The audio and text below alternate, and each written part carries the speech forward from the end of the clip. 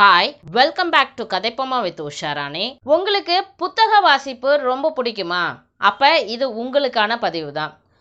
ஏன் புத்தகத்தை படிக்கணும்னு நீங்கள் நினைக்கிறீங்களா? கண்டிப்பாக இது உங்களுக்கான பதிவு தான். புத்தக வாசிப்பு அப்படின்றது எப்படி இருக்கணும், ஏன் இதுக்கு எல்லாரும் முக்கியத்துவம் கொடுக்குறாங்க, அப்புறம் புத்தக வாசிப்பை பற்றி நம்ம இறையன்பு ஐஏஎஸ் அவர்கள் என்ன சொல்லியிருக்கிறாரு, அதை பற்றியும் நாம் இந்த பதிவில் தெரிஞ்சுக்க போகிறோம். அது மட்டும் இல்லாமல் புத்தகம் பற்றிய அறிஞர் பெருமக்களோட கருத்து என்னவா இருந்தது அப்படின்றத பற்றி தான் இந்த பதிவில் நாம் முழுக்க தெரிஞ்சுக்க போகிறோம். தொட்டு பார்த்தால் அது வெறும் காகிதம். தொடர்ந்து படிச்சிங்கன்னா தான் வாழ்க்கையில் நம்ம வெற்றியோட ஆயுதமாக புத்தகமே மாறும் அப்படின்ற உண்மை உங்களுக்கு புரியும். ஒரு புத்தகத்தை தொடுகின்ற பொழுது நீ ஒரு அனுபவத்தை பெறுவாய் அப்படின்றாரு திரைப்பட பாடலாசிரியரும் கவிஞருமான முத்துக்குமார் அவர்கள். அதனால தான் புத்தகங்களே வாழ்வின் மிகச்சிறந்த நண்பர்களாக நமக்கு மாறுறாங்க. உலகத்தில் உயரமான இடத்துக்கு சென்றவங்க பல பேருமே பார்த்திங்கன்னா புத்தக பிரியர்கள் தான்.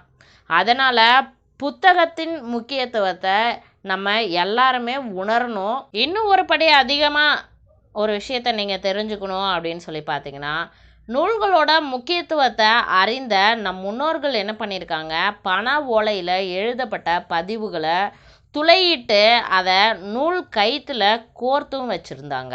அந்த அளவுக்கு புத்தகத்தோட முக்கியத்துவத்தை நம் முன்னோர்களும் உணர்ந்திருக்கிறாங்க. சில புத்தக பிரியர்கள் வாழ்க்கையில் நிகழ்ந்த சில சுவாரஸ்யமான சம்பவங்களையும் நான் உங்களுக்கு சொல்கிறேன். கிரேக்க சிந்தனையாளரான சாக்ரட்டிஸ் அவருக்கு மரண தண்டனை கொடுத்துட்டாங்க. அப்போ அவருக்கு விஷம் கொடுக்குற வரைக்கும் கூட அவர் புத்தகம் படிச்சுக்கிட்டே இருந்தாராம். அந்த அளவுக்கு புத்தக பிரியராக அவர் இருந்திருக்கிறாரு. இது மாதிரி இன்னொரு சம்பவம் என்ன அப்படின்னு சொல்லி பார்த்தீங்கன்னா, நம்ம இந்திய முதல் பிரதம மந்திரி நேரு அவர்கள் என்ன சொல்லியிருக்காரு அப்படின்னு சொல்லி பார்த்தீங்கன்னா, தன்னோட சடலத்தின் மீது மலர்களுக்கு பதிலாக புத்தகங்களை வைங்க அப்படின்னு சொல்லி அறிவுறுத்திருக்காரு. இதுதான் அவர் புத்தகங்கள் மீது கொண்டுள்ள பிரியத்தை இந்த வாக்கியமே வெளிப்படுத்துது. இதே மாதிரி நம்ம பேரறிஞர் அண்ணா அவர்கள் ஒரு சமயம் புற்றுநோயால் பாதிக்கப்பட்டு மருத்துவமனையில் அனுமதிக்கப்பட்டிருக்காரு.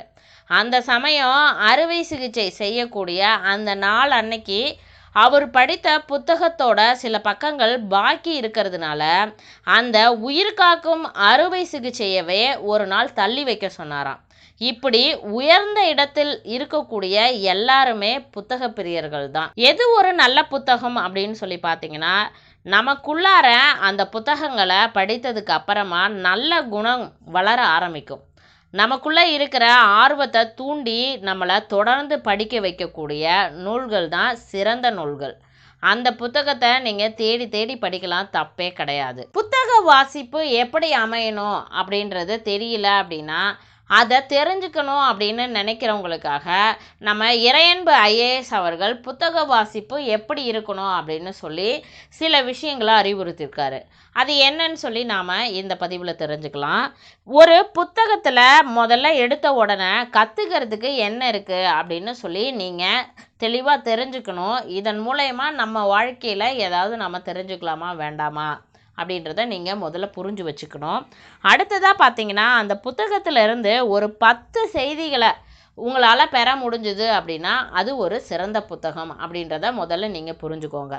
அந்த 10 செய்திகள்லேருந்து ஒரு செய்தி கூட போதும், நம்மளோட வாழ்க்கையை அது மாற்றி அமைக்கக்கூடிய வல்லமை படைத்தது அந்த ஒரு செய்தி அப்படின்றது. முதல்ல நீங்கள் ஒரு புத்தகத்தை படித்ததும் அந்த புத்தகத்தில் இருக்கக்கூடிய செய்தியை சுருக்கமாக 10 வரியில் ஒரு அப்ஸ்ட்ராக்ட் மாதிரி எழுதிக்கணும்.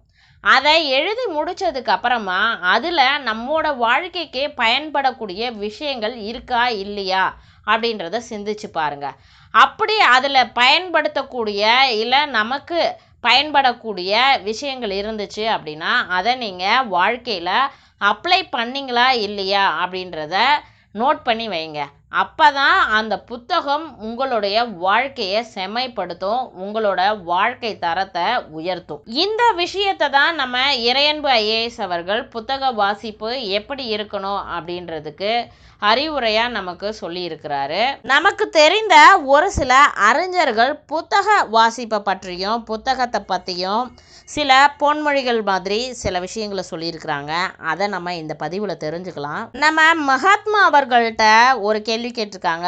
1 கோடி கிடைத்தால் நீங்கள் என்ன செய்வீர்கள் அப்படின்னு சொல்லி கேட்ட பொழுது அவர் அதுக்கு என்ன பதில் சொல்லியிருந்தாரு அப்படின்னு சொல்லி பார்த்தீங்கன்னா, நூலகம் கட்டுவேன் அப்படின்னு சொல்லி பதில் சொல்லியிருந்தாராம் நம்ம மகாத்மா காந்தியடிகள் அவர்கள். அடுத்ததாக பார்த்தீங்கன்னா, எப்போதும் வசந்த காலம்தான் ஒரு புத்தகத்தோடு வாழ்பவனுக்கு அப்படின்றது ஒரு சீன பழமொழி. அடுத்ததாக பார்த்தீங்கன்னா, புரட்சி பாதையில் கை துப்பாக்கிகளை விட பெரிய ஆயுதங்கள் புத்தகங்களே அப்படின்னு லெனின் அவர்கள் சொல்லியிருக்கிறாரு. அடுத்ததாக, நூலகம் இல்லாத ஊரை நான் ஒரு ஊராக மதிப்பதே இல்லை அப்படின்னு லெனின் அவர்கள் சொல்லியிருக்கிறாரு.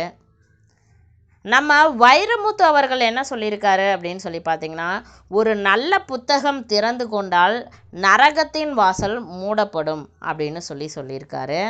புத்தகம் இல்லாத வீடு ஜன்னல் இல்லாத அறை போன்றது. எந்த வீட்டில் நூலகம் இருக்கின்றதோ அந்த வீட்டில் ஆன்மா இருக்கிறது அப்படின்னு சொல்லி பிளேட்டோ அவர்கள் சொல்லியிருக்கிறாரு.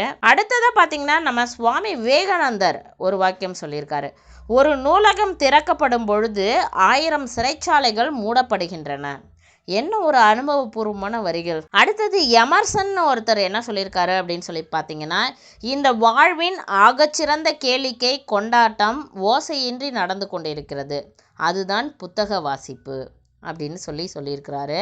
உண்மையான வாசகன் வாசிப்பதை முடிப்பதே இல்லை அப்படின்னு சொல்லி ஆஸ்கார் வைல்ட் சொல்லியிருக்கிறாரு. இந்த மாதிரி புத்தக வாசிப்பு அப்படின்றது எப்படி இருக்கணும், புத்தகத்தை ஏன் படிக்கணும், புத்தகம் படிக்கிறது நம்ம வாழ்க்கையை மேம்படுத்தும் அப்படின்ற விஷயங்களை நாம் இந்த பதிவில் தெரிஞ்சுக்கிட்டோம்.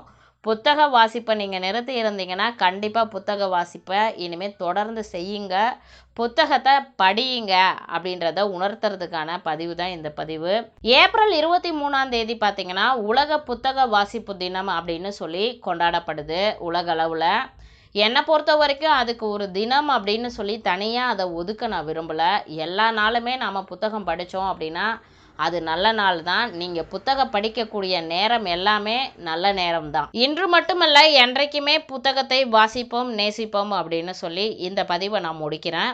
இந்த பதிவு உங்களுக்கு பயனுள்ளதாக இருந்திருக்கும் அப்படின்னு சொல்லி நான் முழுமையாக நம்புகிறேன். இந்த பதிவு உங்களுக்கு பிடிச்சிருந்துச்சுன்னா இதை லைக் பண்ணுங்கள், ஷேர் பண்ணுங்கள், மறக்காமல் இதை பற்றின கருத்துக்களை கமெண்ட் பாக்ஸில் தெரியப்படுத்துங்க. நம்ம கதைப்போமா வித் உஷாராணி சேனலுக்கு நீங்கள் முதல் முறையாக வந்திருக்கீங்க அப்படின்னா மறக்காமல் நம்ம கதைப்போமா வித் உஷாராணி சேனலை சப்ஸ்கிரைப் பண்ணிக்கோங்க.